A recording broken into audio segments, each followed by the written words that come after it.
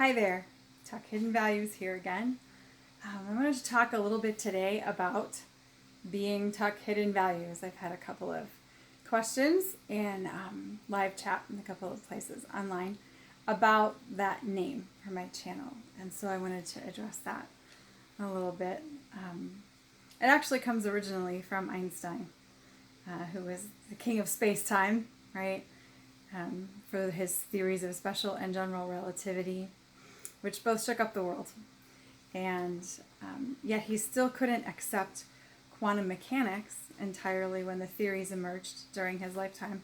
Werner Heisenberg of the Heisenberg uncertainty principle recalls in Encounters with Einstein that Einstein stood by his watchword, which he clothed in the words, "God does not play dice."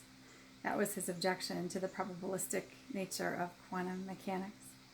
To which Niels Bohr, who was the proponent of quantum theory with whom Einstein was debating, could only answer, "But still it cannot be for us to tell God how he's to rule the world."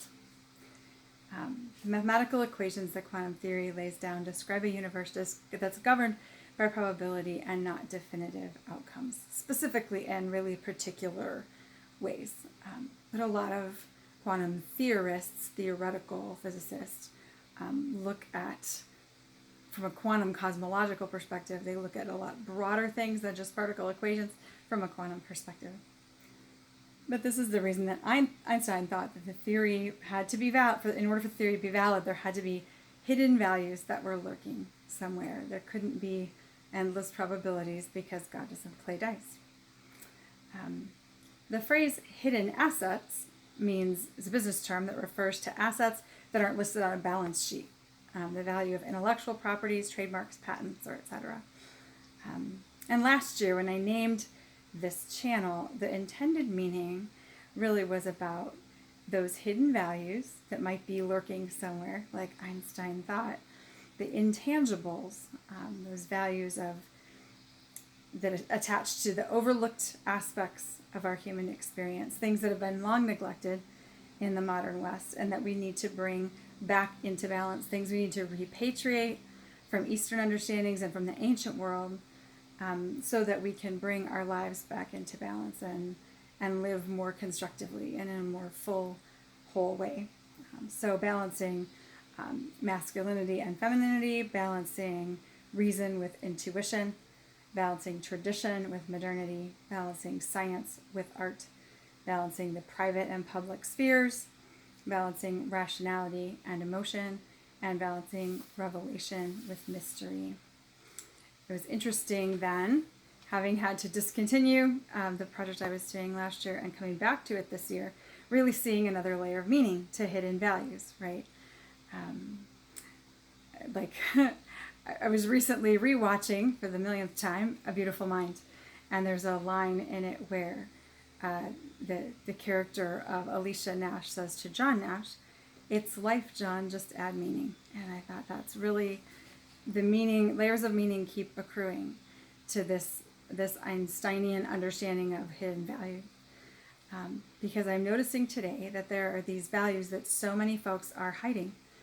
Right now, in the public square, only certain values are, at the moment, approved of. Variance is not only disapproved of, but it's punished. With various kinds and degrees of violence, dissenters stand to lose their reputations, their livelihoods, and possibly their very lives. And that punishment of dissent is still growing. It's not waning. And so while that's true, it's understandable that we would have hesitation in revealing the values that remain hidden very often in our private lives, in terms of revealing them in our public lives. Prudence is absolutely the better part of valor in a lot of situations when it comes to revealing our hidden values. But we also have to be willing to stand up for the ways that the tiny quantum effects of our various actions end up manifesting themselves at the level of our classical realities, right? Where our inner world meets our outer world and has effect.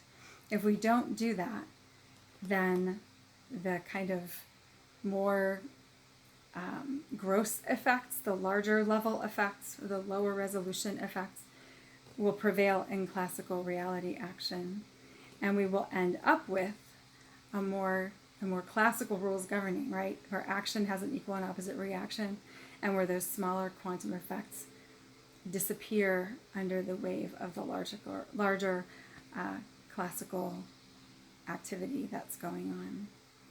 The last thing our world needs right now is for that to prevail, where we have a seesaw between one and the other extreme of craziness. We have enough of that going on. So I just want to invite folks to bring their careful thinking into thoughtful speech, and to bring those compassionate values courageously out of hiding, because that is precisely what our world needs right now. So if you want to keep thinking about those hidden values that we're all pondering how to act on in the world and talking about them, bring them here. If you are enjoying these videos, please like them. If you want to get more of them, subscribe. If you want to know when they come out, hit the notification bell, and that will tell you. You'll be notified when I post them. And comment on anything that strikes you. And if you know folks who might benefit from them, then please share with them as well. We will keep the conversation going. Thanks. Happy Monday. And stay dry wherever you are. It's raining here. And I hope that you will have a great week. And I will see you tomorrow. Thank you very much for watching. Talk with you soon.